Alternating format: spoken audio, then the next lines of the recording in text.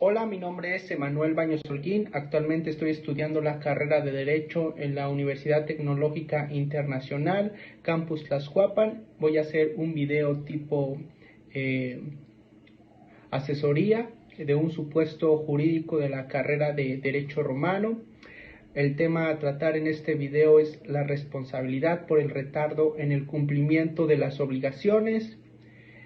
Como subtemas tenemos el incumplimiento definitivo de las obligaciones por culpa, dolo, caso fortuito y fuerza mayor. También estaremos hablando acerca de la extinción de las obligaciones y acerca del pago. Bueno, para empezar hablaremos acerca de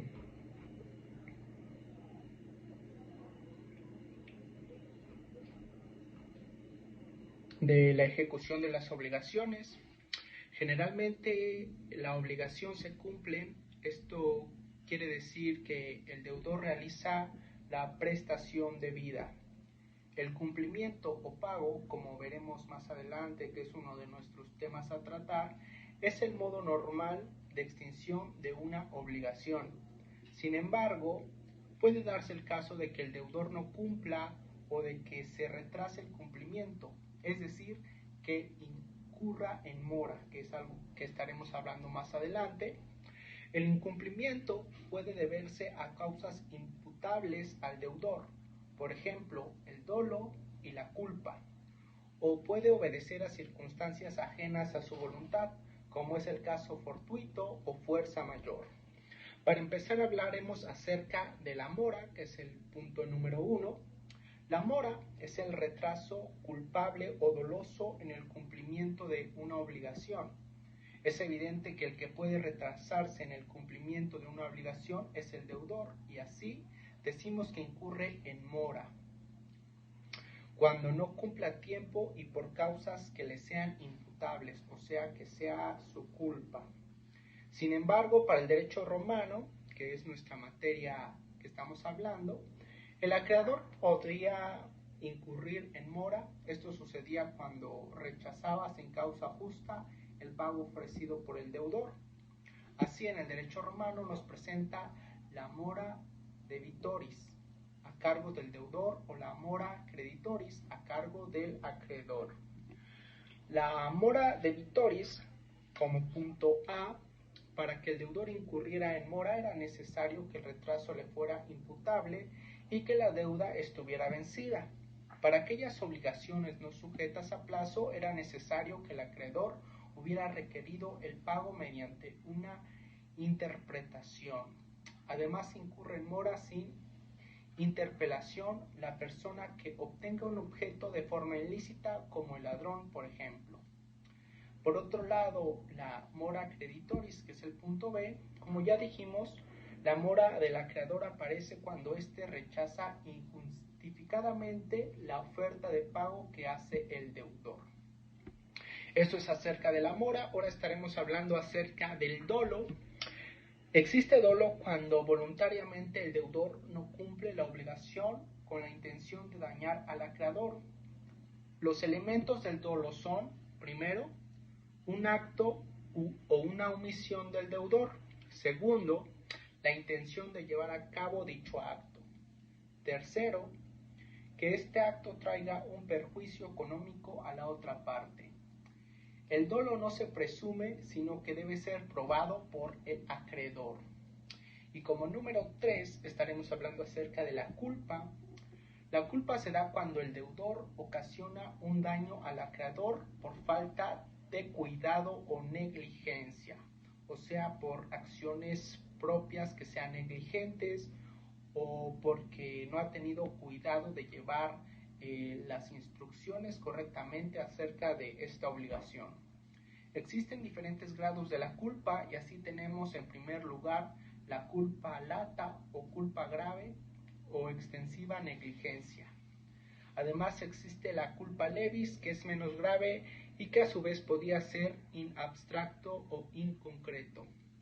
La culpa leve en abstracto se presenta cuando el deudor no hubiera observado los cuidados de un buen padre de familia. La culpa leve concreto se determinaba comparando la conducta del deudor con el grado de cuidado que él mismo acostumbraba a observar en sus demás negocios. Si el incumplimiento fuera imputable al deudor por dolo o por culpa, el acreedor podía demandar el cumplimiento o la rescisión del contrato más el pago de una indemnización por daños.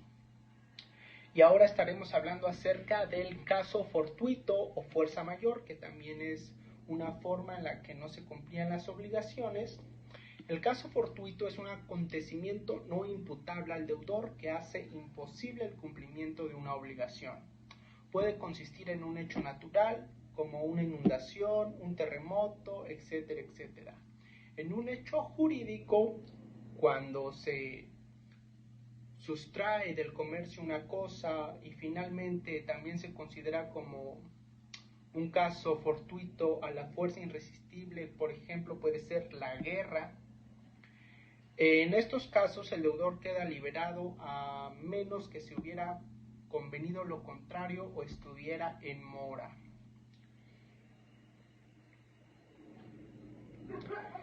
Y otro, hablando acerca de la extinción de las obligaciones, vamos a hablar acerca del pago, que es la forma normal en la que se extinguen las obligaciones, que el pago en sí es el cumplimiento.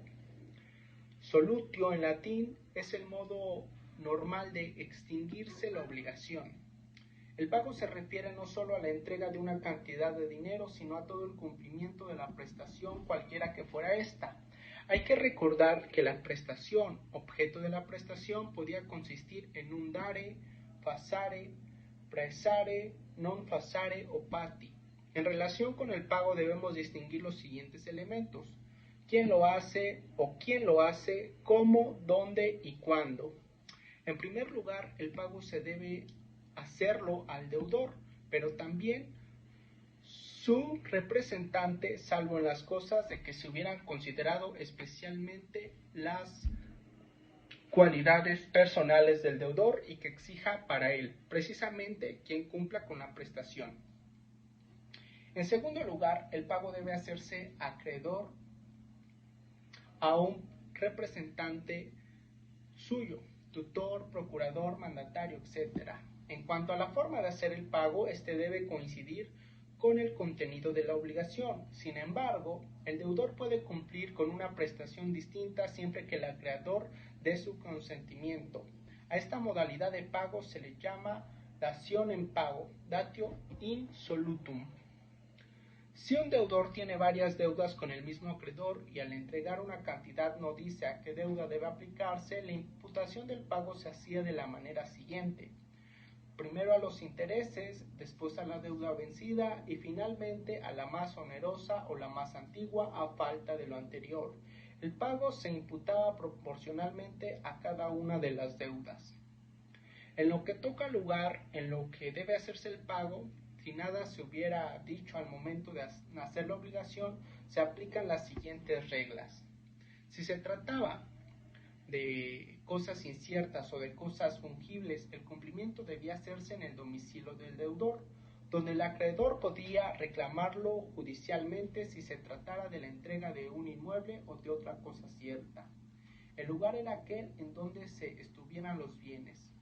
En lo que concierne al tiempo del pago, si no lo hubieran establecido las partes, se aplicaba la regla de que la prestación se debe hacer en el día en que nace la obligación, pero considerando la naturaleza de la prestación, el deudor debía cumplir cuando razonablemente pudiera hacerlo, circunstancia que podía aparecer cuando se hubiera señalado un lugar especial para el cumplimiento o cuando se tratara de la realización de una obra, como por ejemplo construir una casa. Bueno, estos son acerca de algunos temas que nos conciernen a nosotros, que conocemos en la actualidad y bueno, desde el derecho romano ya eran contemplados, de estos supuestos jurídicos, que es acerca de la ejecución de las obligaciones y la extinción de las obligaciones a través del pago. También, bueno, estuvimos viendo acerca de la mora, del dolo y la culpa y caso fortuito o fuerza mayor. Muchas gracias, espero que hayan entendido